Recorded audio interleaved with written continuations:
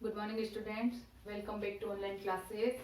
बच्चों, संस्कृत व्याकरण में समय लेखनम पाठ हमने पढ़ लिया, ठीक है ना। जिसमें हमने क्या पढ़ा कि घड़ी में कौन सा समय, जैसे कि हम हिंदी में बोलते हैं 1 बज रहा है या 1:30 बज रहा है या 1:15 बज रहा है या 2:15 2:15, इस तरीके से हम घड़ी में समय बताते हैं। लेकिन संस्कृत में उस समय को हम कैसे बताते हैं? तो जैसे 1 बज रहा है तो उसको हम क्या बोलेंगे? एक वादनम, ठीक है ना। संस्कृत में क्या बोलते हैं? एक वादनम। उसी तरह अगर 2 बज रहा है तो द्विवादनम, 3 बज रहा है तो त्रिवादनम, इसी तरह चतुर्वादनम, पंचवादनम, षटवादनम, और अगर 12 बजे तो क्या बोलेंगे? द्वादश वादनम, ठीक है। फिर 1:15, ठीक है। जब 1:15 होगा तो उसको जैसे हम 1:15 बोलते हैं, ठीक है ना। 1:15 बज गए तो उस 1:15 को संस्कृत में क्या बोलते हैं? सपार एक वादनम, ठीक है ना। सपार एक वादनम। इसी तरह अगर 2:15 बजे हैं तो सपाद द्विवादनम, ठीक है बच्चों। तो इसी तरह सपाद त्रिवादनम, सपाद चतुर्वादनम, सपाद पंचवादनम, और इस तरीके से षटवादनम, सपाद षटवादनम, सपाद सप्तवादनम, और इस तरीके से आगे बोलते हैं, ठीक है ना। और इसी तरह 1:30 हो गया, ठीक है ना। अगर 1:30 हो जाता है तो जैसे हम बोलते हैं ना 1:30 बज गई है, तो उसको संस्कृत में क्या बोलेंगे? सार्धेक वादनम, ठीक है ना। तो 1:30 मतलब कि 30 मिनट का जो समय हो जाता है, आधा समय जब पूरा हो जाता है तो उसके लिए सार्ध शब्द का प्रयोग किया जाता है, ठीक है ना। जैसे 1:30 बजिए तो सार्धेक वादनम, अगर 2:30 बज रही है, 2:30 हो गए तो सार्ध द्विवादनम, अगर 3:30 हो गए तो सार्ध त्रिवादनम, ठीक है। और फिर उसके बाद समय होता है जैसे कि 1:45 हो गए, ठीक है। तो हम उसको कैसे बोलते हैं? 1:45 हो गए तो 1:45 बज रहे हैं। फिर हम कैसे बोलते हैं? जैसे 2 बजने में 15 मिनट बाकी है, 1:45 हुए तो 2 बजने में 15 मिनट बाकी, तो उसको हम कैसे बोलते हैं? फिर उसको जैसे हम बोलते हैं ना कि 1:15 हुए और 2 बजने में 15 मिनट बाकी, तो हम उसको बोलते हैं जैसे 1:45 बज रहे हैं, हिंदी में बोलते हैं ना 1:45 बज रहे हैं, तो उस 1:45 को संस्कृत में क्या बोलते हैं? पादोन द्विवादनम, ठीक है ना। और इसी तरह अगर 2:45 हुए हैं और 3 बजने में 15 मिनट बाकी है तो क्या बोलेंगे? पादोन त्रय वादनम, ठीक है। तो जो 15 मिनट बच रहे हैं उसके लिए पादोन शब्द आएगा, ठीक है। और फिर क्या पढ़ा था हमने कि संस्कृत में मिनट के लिए कला या निमेष शब्द का प्रयोग किया जाता है, और समय बताने के लिए कलोत्तर या कलाधिक बोला जाता है, ठीक है। तो आज हम इसके कुछ अभ्यास के प्रश्न करेंगे, ठीक है। जैसे प्रश्न है, अधस्तन घटिका चित्राणी दृष्टवा समयम लिखत, ठीक है ना। यहाँ पर कुछ घड़ियों का चित्र दिया गया और इस चित्र में कौन सा समय हो रहा है ये बताया गया है, ठीक है ना। तो इसका समय मैंने यहाँ पर लिख दिया है। जैसे कि पहली घड़ी, ठीक है। अब पहली घड़ी में छोटी जो सुई है वह कहाँ है? 8 पर है, और बड़ी सुई 12 पर है, ठीक है ना। तो कितने बजे है घड़ी में? 8 बजे है, ठीक है। अब 8 बजे है तो इसको संस्कृत में क्या लिखेंगे? अष्टवादनम। क्या लिखेंगे? अष्टवादनम, ठीक है बच्चों। फिर इसके बाद दूसरी घड़ी में देखिए, इसमें क्या समय हो रहा है? इसमें 10:10 हो रहा है, ठीक है ना। बड़ा कांटा 2 पर है, तो अगर 12 से 1 पर आएगा तो 5 मिनट, ठीक है।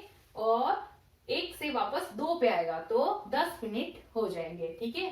तो 10:10 हुए हैं, तो इसको हम संस्कृत में कैसे लिखेंगे?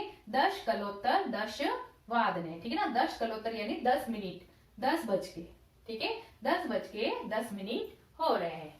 फिर इसके बाद तीसरी घड़ी, ठीक है। अब तीसरी घड़ी में देखो, छोटा कांटा जो है 3 और 4 के थोड़ा सा बीच में है, ठीक है ना। और बड़ा कांटा जो है वो 6 पर है, ठीक है। तो कितना समय हो रहा है? 3:30 हो रहे हैं, तो इसको हम कैसे लिखेंगे? सार्ध त्रिवादनम, ठीक है ना। सार्ध यानी साढ़े, ठीक है। साढ़े शब्द जो हम काम में लेते हैं उसके लिए आएगा सार्ध, और 3 बज रहे हैं तो त्रिवादनम, सार्ध त्रिवादनम, ठीक है।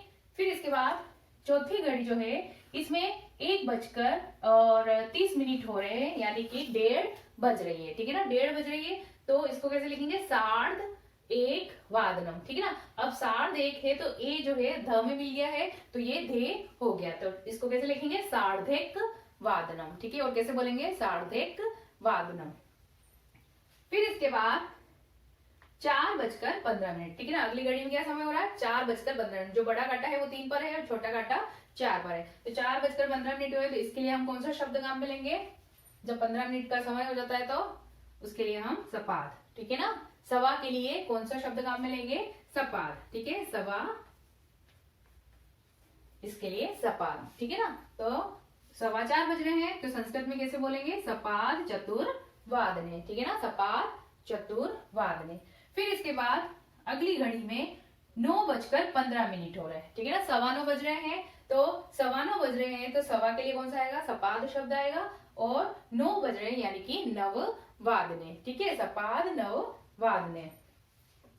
फिर इसके बाद 7:45, ठीक है ना, अगली घड़ी में 7:45 यानी कि 7:45 बज रहे हैं, 8 बजने में 15 मिनट बाकी है, ठीक है ना, 7:45 बज रहे हैं तो 7:45 के लिए क्या बोलेंगे, पादोन, ठीक है, यानी कि 8 बजने में अभी 15 मिनट बाकी है तो पादोन शब्द काम में लेंगे, ठीक है ना। तो पादोन अष्टवादने, ठीक है, 8 बजने में 15 मिनट बाकी है, ठीक है। यहाँ पर 7:45 ऐसा नहीं लिखेंगे, क्या लिखेंगे, 8 बजने में 15 मिनट बाकी है, ठीक है। फिर देखिए इस घड़ी में 12 बज रहे हैं, पूर्ण समय हो रहा है, 12 बज रहे हैं तो 12 बजने के लिए क्या आएगा, द्वादश वादनम, ठीक है, कौन सा शब्द आएगा, द्वादश वादनम। तो जब पूर्ण समय होता है तो उसके लिए कौन सा शब्द आता है, वादनम शब्द आता है, ठीक है ना, वादनम या वादने शब्द आता है। जब सवा का समय होता है, ठीक है, 4:15, 5:15, 6:15 बज रही है तो उसके लिए सपाद, ठीक है ना, कौन सा शब्द काम में लेंगे, सपाद, ठीक है। और अगर जैसे 1:30 बज रही है, 1:30 या 2:30, इनको तो 1:30 या 2:30 बोलते हैं, लेकिन जैसे 3 है तो 3:30, 4:30, 5:30, तो उनके लिए कौन सा शब्द काम में लेता है, 1:30 के लिए सार्ध, ठीक है ना, कौन सा शब्द काम में आएगा, सार्ध।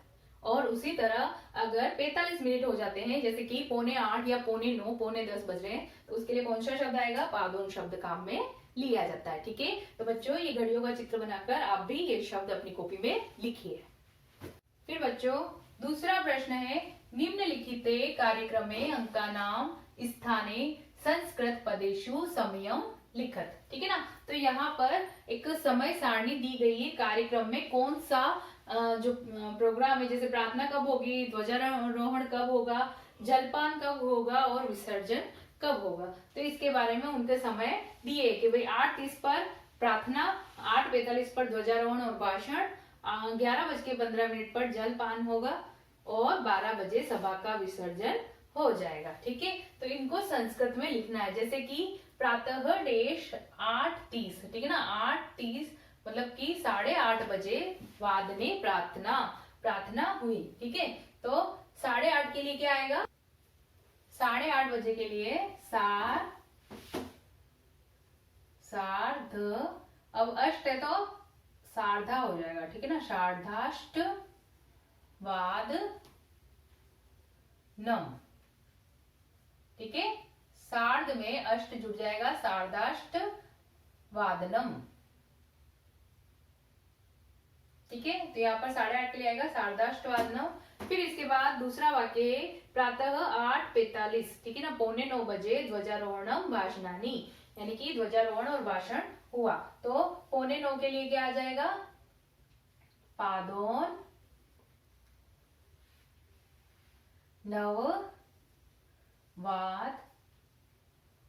नववादनम या नववादने, ठीक है ना, पादोन नववादने या पादोन नववादनम, ठीक है, नम भी लिख सकते हैं, ठीक है बच्चों, पादोन नववादनम। फिर इसके बाद प्रातः 11:15, ठीक है ना, 11:15 बजे जलपान होगा, ठीक है, तो 11:15 बजे यानी कि स पा द, अब एकादश है तो ए की मात्रा इसमें लग जाएगी, सपा दे का द श, ठीक है ना, 11 बज रही, सपा दे का श वादनम,